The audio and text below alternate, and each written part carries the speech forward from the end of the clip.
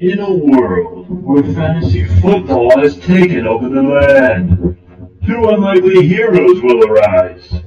They call themselves the Fantasy Football Apocalypse. But who are they?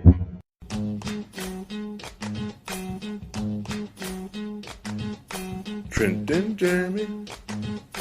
Trent and Jeremy. Trent and Jeremy.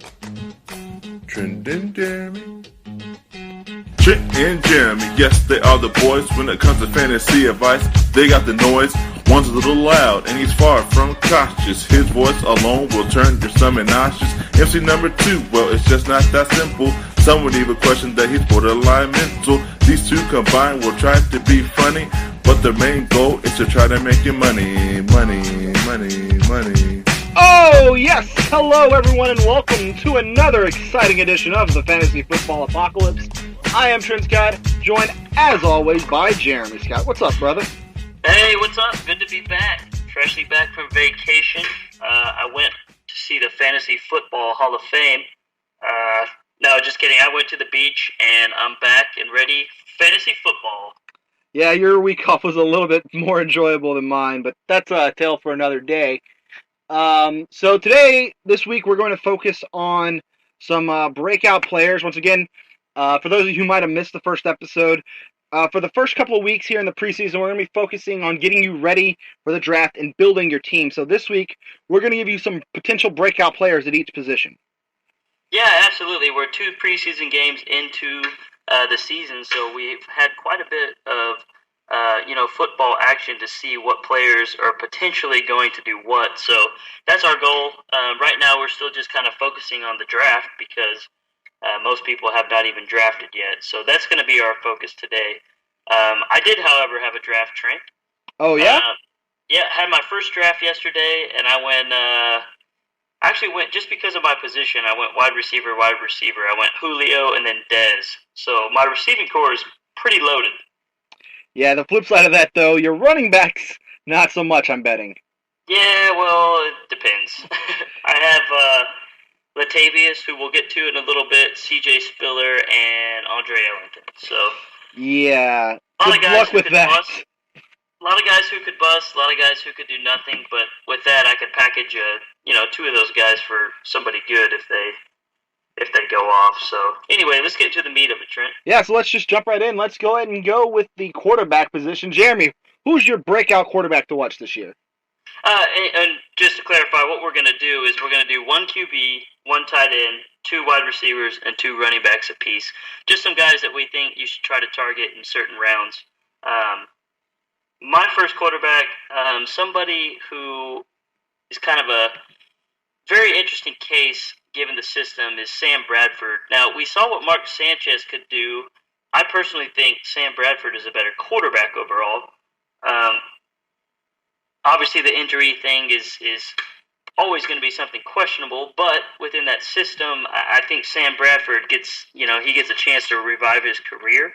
I think he's going to be a great FanDuel player and a great backup and potentially starting quarterback, depending on how the season goes. What do you think, Trent? Yeah, Chip Kelly, everyone knows he is kind of the offensive mastermind. He was the man behind Mike Vick's incredible turnaround a couple of years ago. Nick Foles, 27 touchdown, 2 interception season. He was the man behind that as well. Sam Bradford's always had a ton of physical talent. The question has always been whether or not he can stay healthy. That's still the question now. I still like the weapons, even though they lost Jeremy Maclin. I know there's a guy you're going to talk about later. I still think the Eagles have plenty of offensive weapons. And if Sam Bradford can stay healthy, I don't see any reason why he can't have a solid season at the quarterback position. Shoot, he may be able to put up 300 points. Who knows? I mean, that system is just insane, which we'll get into a little bit further. But we got to see what DeMarco and Ryan Matthews both did. That offense is just incredible. But Trent, who's your breakout QB? So for me, my breakout quarterback, actually it's kind of funny because I'm looking at the Yahoo rankings right now. Bradford's average draft position right now is 122.4. The guy I'm picking, his ADP right now is 122.7. So right about almost exactly the same. The guy I'm going with is the number 1 overall pick from this year's draft, former Heisman Trophy winner, famous Jameis Winston. No! I know a lot of people don't like him off the field. I would include myself in that category. He's done a lot of things that are pretty stupid, and he's been rightly ridiculed for it. But the fact is, he was the number 1 overall pick for a reason, and he's got really, really good wide receivers around him with Mike Evans and Vincent Jackson. And let me point this out, too, by the way. Last year, Josh McCown, Mike Glennon were the 2 quarterbacks for the Buccaneers. They combined for 3,600 yards and 21 touchdowns, and they were not very good. Jameis Winston even improves on that by 10 to 15%. That's almost 4,000 yards and 25 touchdowns. So I think Winston could have a really, really good year and surprise a lot of people. It's. Let me put it this way. For those of you that don't know, I cannot stand Jameis Winston. I couldn't stand him in college. I still can't stand him. But he is in a position that he very well could succeed with Mike Evans and Vincent Jackson. And don't forget about Austin Seferian-Jenkins. I mean, that guy is a huge tight end too. So I could definitely see it. I could see him being very beneficial in FanDuel. I think we can agree on that. Yeah, I mean, that's because neither one of these guys, I would say, Bradford probably has more potential to break out to be an every week player just because of the system he's in. But for Jameis Winston, I think he's definitely a guy that, depending on the matchup, you can pick up, play him as your bye week quarterback, or if your quarterback just has a terrible matchup. I think Jameis Winston is going to be an excellent selection to have as a number 2 quarterback available for somebody. Yeah, you definitely have a case for it. But anyway, moving on now, we're going to go to running backs. I'm gonna stick with him. I picked him last week in our 2 weeks ago, actually, for our draft, and I put my money where my mouth is, and I drafted Latavius Murray in the 3rd round. Yes, that's high. Yes, that's risky, but I really like what the Raiders are doing. They're switching to a power running game. I think that's the first time that sentence has been uttered by anyone in at least 10 years. I really like what the Raiders are doing. We all know Al Davis is just turning in his grave, but I think Latavius Murray has the potential to be a top 5 back. He's got the speed. He's going to get some catches, and he's the guy. He's the bell cow. If he can stay healthy, he's going to succeed. Yeah, when you took him in the mock draft, I expressed skepticism then. I'm still a bit skeptical now. I think Trent Richardson and Roy Halou are going to get more touches than you're projecting. Because I just don't know why you would bring those 2 in if you're not going to give them a shake. So I think maybe Murray can pull away from those guys, and in fact probably even. But I think those guys are going to get their share of touches, especially early on in the season. So as far as a potential top 5 running back, I don't see that. Time will tell, my brother. Who's your number 1 running back? So for me, my number 1 running back that I'm looking at this year to break out, Chris Ivory with the New York Jets. He's a guy, both of the last 2 years went over 800 yards, despite splitting carries like crazy. That really shouldn't be the case anymore. Chris Johnson is gone. There's no more CJ2K. And let's just say the other options at running back for the Jets don't look particularly appealing at the moment. And they're not going to put a ton on Ryan Fitzpatrick or Bryce Petty or Geno Smith, whoever the quarterback of the week is. They're not going to put a lot of faith in them. So I think Chris Ivory could be in line for 250, maybe even 300 touches this year. And if that's the case, he could easily get to 1,200 yards and 10 touchdowns total. Ivory is an interesting pick because I feel the same way mostly about it. The thing I don't like is he doesn't get catches, which isn't the end of the world, but Bilal Powell is the catch guy. However, I guess Chris Ivory did have, 2 or 3 catches? Yeah, I was about to say he did have 3 catches last week. There's definitely a lot of upside, let's put it that way. I think Ivory could be a good late-round guy that could end up being a great RB2 or flex position. So if you have the potential, don't reach too high, but I think Ivory is a little bit of a low risk here. All right, so Jeremy, who's going to be your second running back? I'm going with Ryan Matthews. You know how much I love the Eagles, and there's still another Eagle yet to be mentioned. But I'm going with Ryan Matthews. we know what Chip Kelly's going to do. He likes a two-back system. Also, if DeMarco Murray goes down, Ryan Matthews does become a top 5 running back, fantasy running back in the league. So I got him more of like a flex position. I think I got him on one team in the probably 8th round, something like that. Anyway, he's going pretty late. He has a lot of upside. What do you think about it, Trent? Yeah, I love Ryan Matthews' potential this year. Like you said, DeMarco Murray, another guy with injury history, just like Sam Bradford that we talked about earlier. If he gets hurt again, Ryan Matthews is absolutely a must-play in every league. And beyond that, I mean, look at the year Darren Sproles had last year as the number 2 running back in Philly. He was a solid play most weeks last year, and Ryan Matthews can definitely match what Darren Sproles did last year in terms of fantasy production. I mean, we just saw him score a touchdown this week in the preseason. So I love Ryan Matthews' potential this year. Well, who's your first running back? No, second running back. Trent. So my second running back is actually a rookie who we've yet to see play a snap, but I like TJ Yeldon out in Jacksonville. I know you were all over the Denard Robinson bandwagon last year. In fact, I think you were the driver of that bandwagon.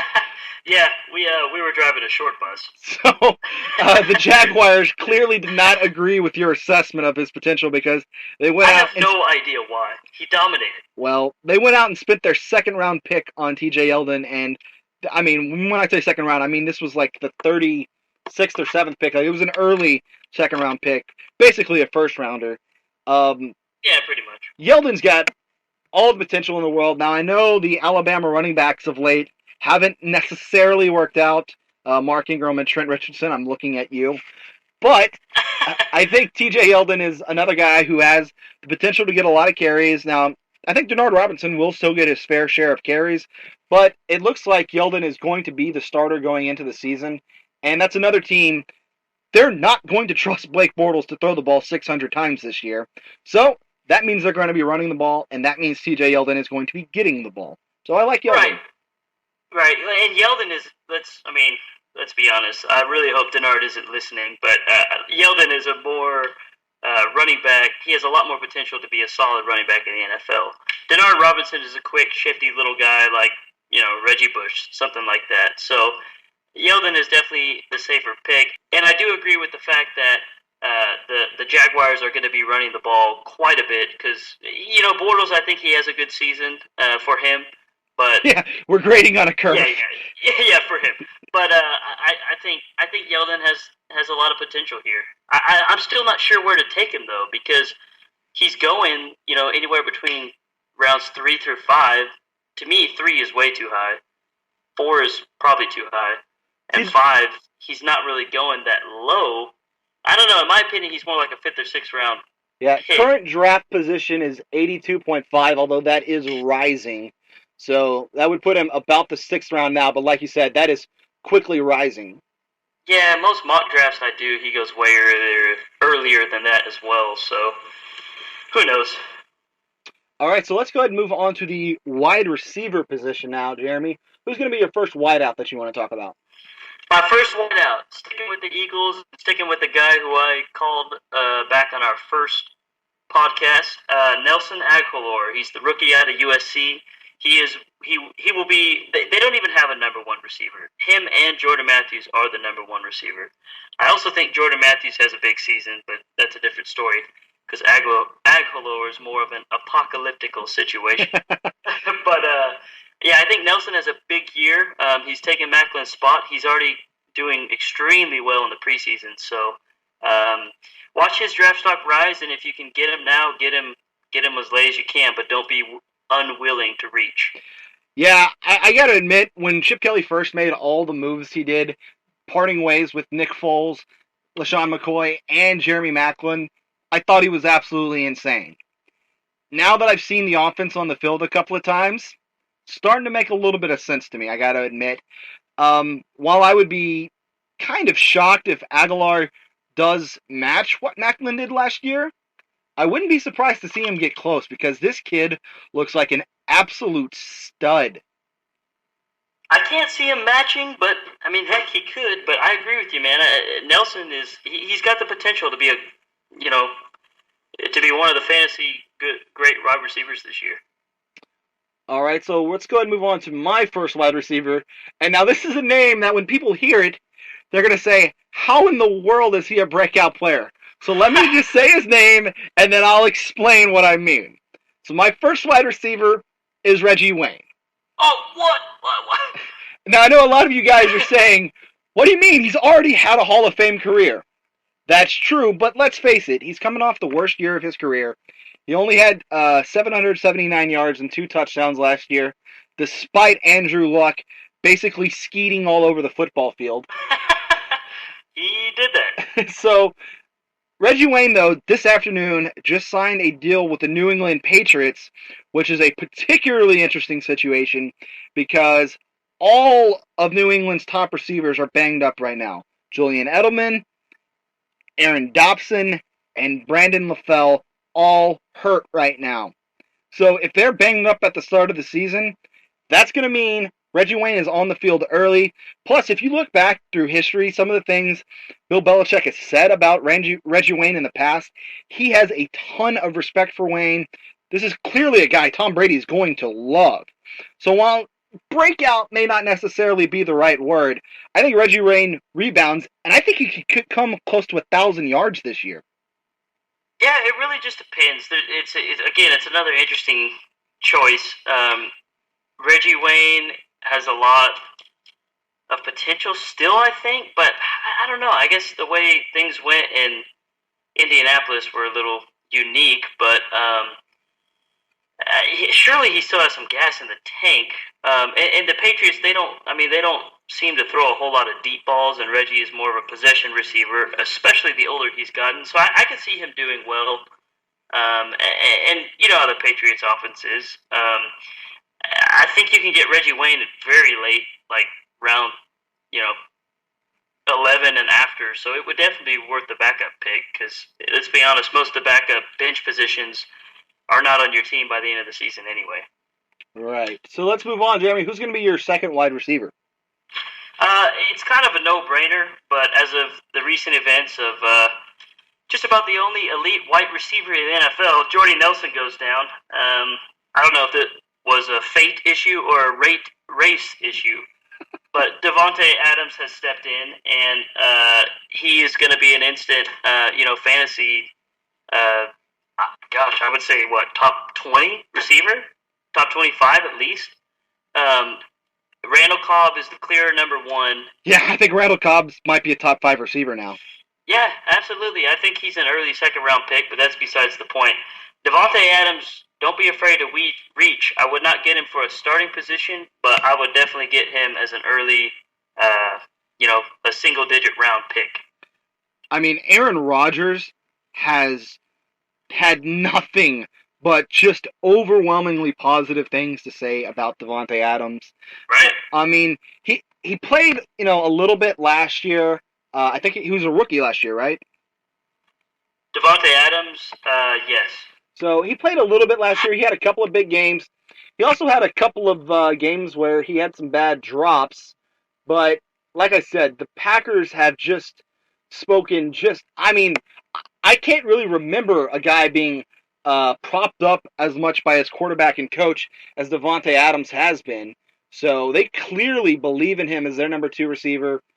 Like you said, Jordy Nelson, the great white hope, has gone down. So I think, like you said, Davante Adams could definitely become a top 20, top 25 wide receiver. Yeah, I think he has a tremendous year. I'm just as high on Davante Adams as I was on Ben Tate preseason last year. All right, Trent, who's your last receiver? So my last wide receiver, another one of last year's just unbelievable rookie class. Unfortunately, this guy got injured, so he didn't really get to see his name brought up as much as his compatriots. But Brandon Cooks, the deep threat in New Orleans, Kenny Stills is gone now. He's going to be the guy getting the long ball thrown to him, and he has looked tremendous so far in the preseason. He just had 117 yards and a touchdown in the second game. I think Brandon Cooks is in for a monster year. I could see like we were just talking about Devontae, 20 to 25 range. I think Cooks is going to be ahead of that. I could see him top 15. Like I think Brandon Cooks is clearly going to be the Saints' top wide receiver, especially when you consider Jimmy Graham is gone now too. But we know they're going to be throwing the ball a ton. So I think Brandon Cooks has a ton of potential to break out this year. Let's just say Cooks is. I agree with you 100%. And let's say I am considering taking Cooks in the second round of another draft, just because, like you, basically everything you said is why I believe in it. But as far as Jimmy Graham being gone, Colson is old, Stills is gone. Who else do they have to throw to? And if you watch the games, they do screen passes with him, deep balls. They do it all. So if he can stay healthy, he is in for a monster season. All right, so let's move on now to the tight end position. Jeremy, who's your breakout tight end to look for? I'm reaching here. I'm reaching deep. But I'm going with Richard Rodgers, the tight end for Green Bay. Another one where the coaches are saying a lot of positive things. There really hasn't been any type of tight end presence in Green Bay since Jermichael Finley, and even then there wasn't hardly any. They're saying he looks good. They're going to need somebody to step up more. Let's just say I got Richard Rodgers, the last pick of my draft. Basically as a potential breakout, because we're looking for breakout guys here. He has a lot of potential to where if he folds into some kind of mold with Aaron Rodgers, then they're going to have great chemistry, and he becomes not just a decent tight end, he becomes a tight end one. Yeah, I got to admit, I don't know a ton about Rodgers, but like we were just talking about with Devontae Adams, losing Jordy Nelson is only going to increase everyone else's targets. Right. So that makes Rodgers a more valuable player to target right now in drafts. So, I mean, he had 20 catches last year, his rookie year. Obviously, that's not a ton, but I think he got injured too, didn't he? He may have. I don't know. The point is, he doesn't have much of a resume, but he definitely has that potential to be a breakout player simply because of the offense he plays for and the guy throwing him the ball. Well, yeah, he's got his brother throwing him the ball, so. Anyway, actually, Trent, I think Richard's the brother. Yeah, it's weird that they have the different shades of skin color, but I guess that's besides the point. All right, Trent, who's your last tight end? So my tight end to look out for is another guy that had his rookie year last year, Jace Amaro with the New York Jets. So it's funny, the Jets, a team that I'm very down on this year. I wound up taking two of their players here today. But Amaro had 53 targets last year as a rookie, 38 catches, 345 yards, and 2 touchdowns. Not a great stat line, I'll grant you. But the fact is, he is definitely their starting tight end. And much like what we were talking about with Chris Ivory, the other thing that the Jets are going to do a lot is short passes, and that's always good news for the tight end. The Jets coaches have been speaking very high of Amaro. We did see him have one huge game last year where he had 10 catches, so we know he's capable of putting together good games. And while I don't know that he's ever going to be a top 5 tight end, I think as a week-to-week option based on matchups, I think Amaro provides a lot of value. Yeah, I like the Amaro pick. He's a guy, and he's getting to have Fitzpatrick, Petty, or Geno Smith. They all suck, so they're going to dump it off to him. And he has a potential to break out. So if you get him, real late, you could probably get him in the last round. I think he's in a similar boat with Richard Rodgers. So those are our breakout players. A bit of a shorter episode this week. We're only about 20 minutes into it. But we'll be back next week, I think. Absolutely. Barring any other outside unforeseen forces like last week, Trent's grandfather passed away, so he had to take some time off for that. All is well now, for all those wondering. Now, what we're mixing up, we're doing a little different thing this year. We started a YouTube channel. We're going to upload all of our podcasts onto YouTube. That way, it's much easier for the listener to view as well as put comments on the episode. So we do have a YouTube channel now, which is how you're listening to this. And feel free on Facebook or YouTube, post some comments if you have questions. I've got quite a few texts this week, actually, that I can't really obviously show on the air, but a lot of different questions and whatnot. So if you think of any, put them on there. We'll definitely address them on the show. Next week, we are going to have a guest joining us. His name is Aaron. Oh, wow, this Reiki. is news to me. Well, that's because you've been out of town. But we got to start having some people filling in for whenever one of us can't make it, like the real guys. But yeah, he's going to be on it. Good friend of mine. He's been doing fantasy for as long as I've known him as well. He has a lot of interesting points and strategies, and a lot of them that piss you off if you play in the same fantasy league as him. And might I add, the single greatest fantasy trade I have ever made came courtesy of Mr. Reiki. As 3 years ago, when Andre Johnson was still at his prime, but he missed about half the season, while he was injured, I was able to make a 3-for-1 trade where I sent an injured Andre Johnson to Mr. Reiki and got back Antonio Gates, Brandon Marshall, and Roddy White.